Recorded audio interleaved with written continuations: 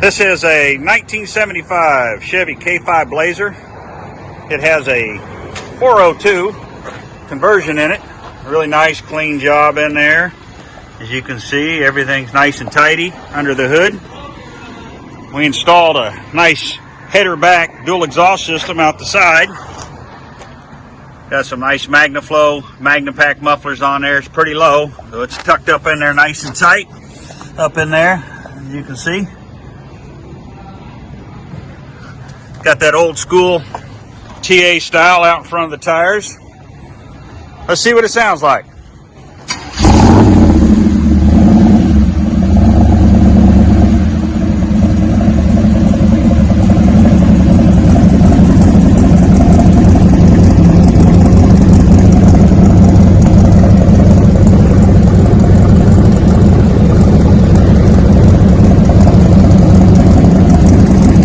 Hard to beat that big block.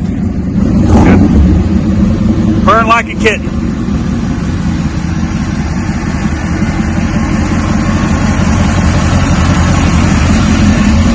Even got the proud owner Butch there behind the wheel. Very nice.